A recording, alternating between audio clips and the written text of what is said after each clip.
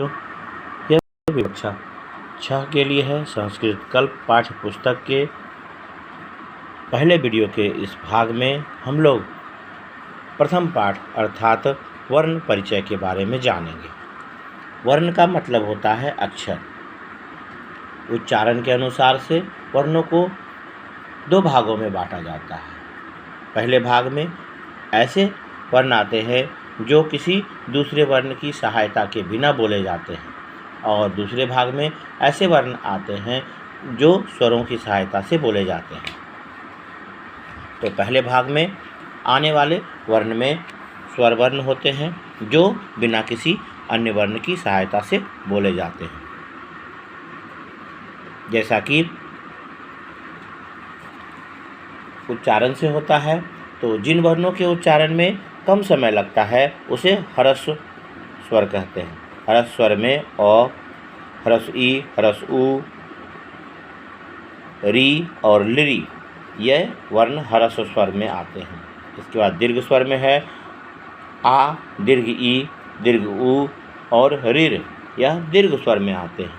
इसके बाद संयुक्त स्वर में आते हैं ए, ऐ, ओ, औ, यानी अ से औ तक में कुल 13 स्वर होते हैं। हिंदी और संस्कृत में अंतर इतना है कि इसमें ऋ और लृ, यह 2 वर्ण इसमें अतिरिक्त है। इस कारण से स्वरों की संख्या 13 हो जाती है। इसके पश्चात है स्पर्श वर्ण, यानी स्पर्श व्यंजन। स्पर्श व्यंजन में माना जाता है कि इसके उच्चारण में हवा मुंह के किसी न किसी भाग को स्पर्श करते हुए बाहर निकलती है, इसलिए इन वर्णों को स्पर्श वर्ण कहा जाता है। कवर्ग, चवर्ग, टवर्ग, तवर्ग और पवर्ग, ये 5 वर्ग हैं, जिस प्रत्येक वर्ग में 5-5 व्यंजन आते हैं। जैसे क, घ, अंग, च, छ, ज, झ, य, ट, ठ, ड, ढ, ण, त, थ, द, ध, न, प, फ, ब, भ, म। इसमें देख रहे हैं सभी में हलंत लगा हुआ है, यानी स्वर के बिना व्यंजन को अगर लिखना होता है तो उसे उसके नीचे हलंत लगाते हैं ताकि वह अधूरा दिखता है। और क्योंकि अ की अपनी कोई मात्रा नहीं होती है और अ के मिलने के बाद ये हलंत हट जाता है। तो स्पर्श वर्ण में कुल 25 व्यंजन माने गए हैं, जो क से लेके म तक में अगर गिनती करेंगे तो हर एक में 5-5 हैं और 5 वर्ग हैं। इसके पश्चात है अंतःस्थ। इसमें माना जाता है कि इसका उच्चारण हृदय से होता है और यहाँ पर स्वर ग्रंथि से हवा सीधे रूप में बाहर निकलती है, इसलिए इसे अंतःस्थ कहते हैं। य, र, ल, व। हाँ, इसमें हवा आंशिक रूप में मुख को स्पर्श करती है और हवा इसमें हृदय से निकलती हुई महसूस होती है। इसके बाद है उष्म व्यंजन। उष्म व्यंजन में हवा रगड़ खाकर गर्म होकर बाहर निकलती है, जिसमें होता है तालव्य स, मूर्धन्य स, दंत स और ह। यह उष्म व्यंजन में आते हैं। जैसा कि हम लोग हिंदी में पढ़ते आए हैं, अ से औ के बाद अंग अह आता है, और वह अंग अह ना तो स्वर है और ना ही व्यंजन है, इसलिए अंग अह ये दोनों अयोगवाह माने जाते हैं। अ के साथ जुड़कर इनका उच्चारण होता है, अनुस्वार अंग और अविसर्ग अह। तो अ के साथ प्रयोग में आने के कारण से यह ना तो स्वर हैं और ना ही व्यंजन है, इसलिए इन्हें अयोगवाह में रखा जाता है।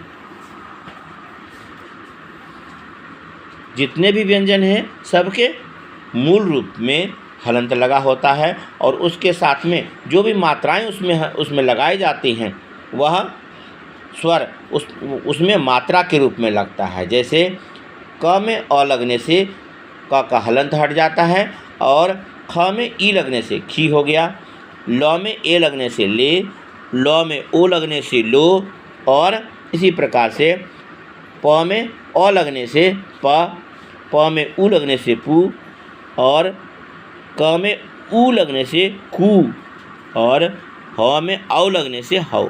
इस प्रकार से वे मात्राएं उसमें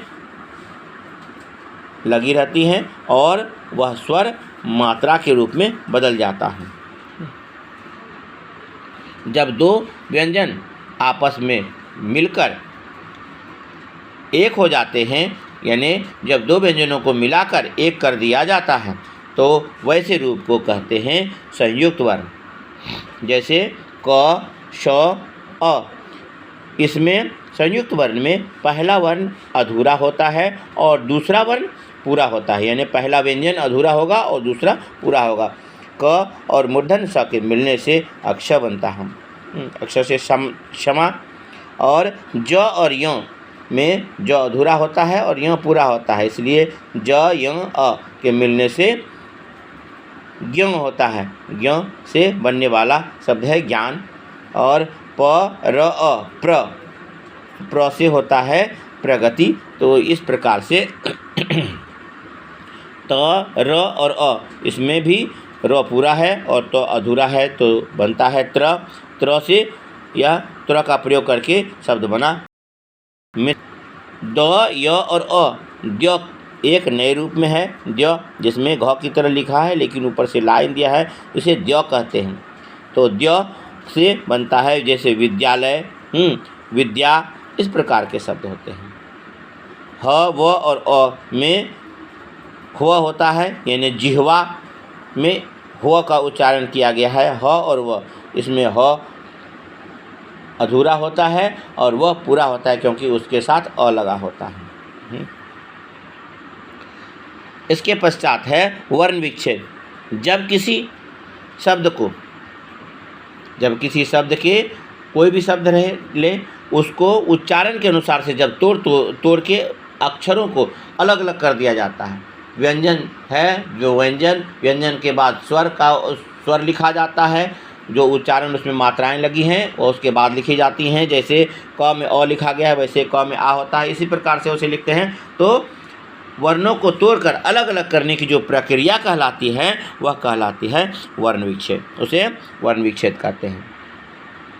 तो वर्ण विच्छेद क्या है अगर पूछा जाए तो इस प्रकार से कह सकते हैं कि जब किसी शब्द के वर्णों को, यानी जब किसी शब्द के अक्षरों को तोड़कर अलग अलग कर दिया जाए तो वह वर्ण विच्छेद कहलाता है। शब्द के अंत में जो अक्षर आता है, उसी अक्षर से अंत होने वाला शब्द वह कहलाता है। जैसे कि अगर कहें बाल, तो इसमें अ से अगर अंत हो रहा है, ल और अ, ब आ ल अ, तो यह अकारांत पुल्लिंग होता है। इस प्रकार से हम लोग कहते हैं, जैसे गीता, ग ई तो आ गीता, तो यह हो जाता है आकारांत शब्द। तो इसी प्रकार से कहेंगे पति, प अ त ई पति, तो ह्रस्व ईकारांत यानी ईकारांत। और नदी, तो नदी में द पर ज़्यादा बल पड़ता है, यानी दीर्घ ई है, तो न अ द ई, तो नदी दीर्घ ईकारांत। इसके बाद है साधु, स आ ध उ साधु, तो ऊ पर कंबल पड़ रहा है, ह्रस्व उकारांत यानी उकारांत। और इसी प्रकार से मातृ, म आ त री से अंत होने वाला है, इसलिए यह रीकारांत।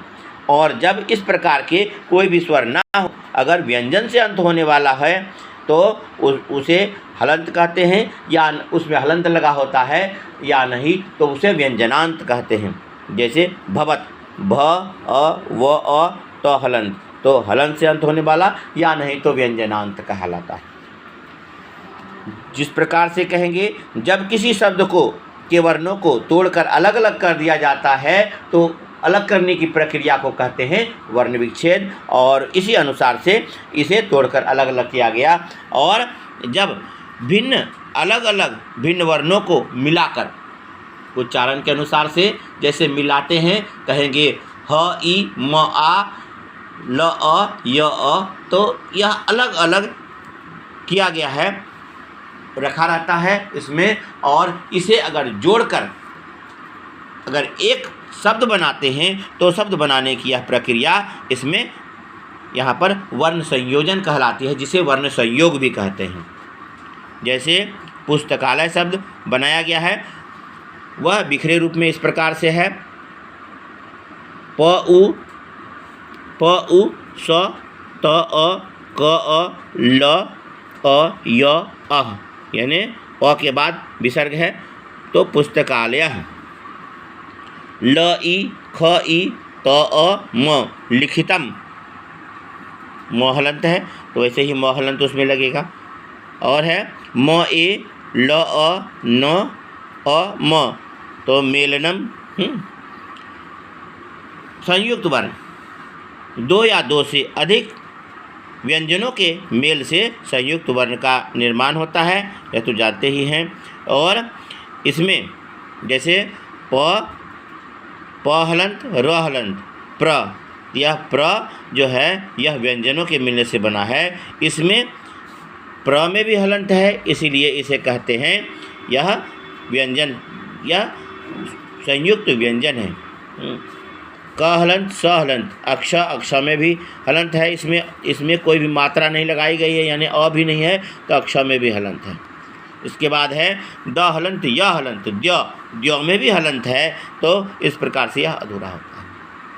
संयुक्त व्यंजन में स्वर लगाने पर हलंत का लोप हो जाता है, और जब इस प्रकार से यहाँ हलंत लगा है इसका मतलब इसमें स्वर नहीं है। यहाँ पर भी अक्षा में भी हलंत है, प्र में भी हलंत है, अक्षा में भी हलंत है और द्य में भी हलंत है, तो यहाँ पर इसमें नहीं है क्योंकि प हलंत रो हलंत के मिलने से प्र हलंत लगा है।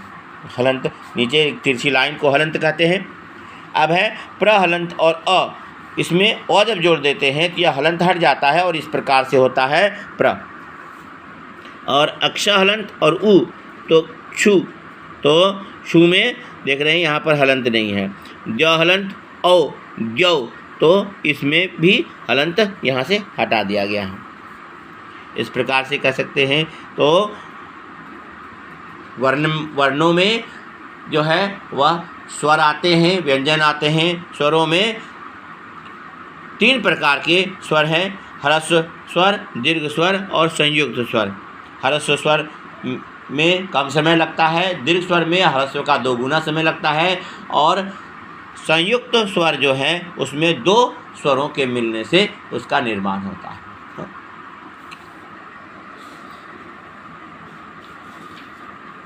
इसके बाद यहाँ कुछ नए शब्द दिए गए हैं। क्षमा, गीता, विद्यालय, ज्ञान, मातृ, नदी, प्रगति, पुस्तकालय, भवत, मित्र, लिखितम, साधु, जिह्वा और मेलन, ये सभी शब्द यहाँ पर नए शब्द आए हैं। इसको बोलने का अभ्यास करें और यह डिक्टेशन में पूछा जाता है।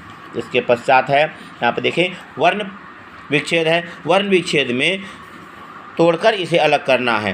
अ, क, श, अ, य, अ, तो अक्षर इस प्रकार से प्रश्नोत्तर को हल करना है।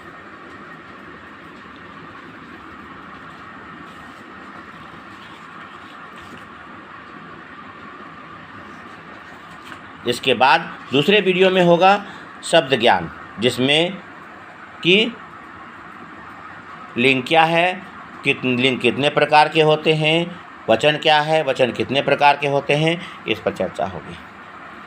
अपने सुविधा के अनुसार से वर्ण परिचय के इस वीडियो को देखें और समझने का प्रयास करें। अक्षरों से शुरुआत होती है। अंतर सिर्फ इतना है हिंदी में और संस्कृत में कि इसमें 2 स्वर ज़्यादा होते हैं और बाकी सभी अक्षर यहाँ समान हैं।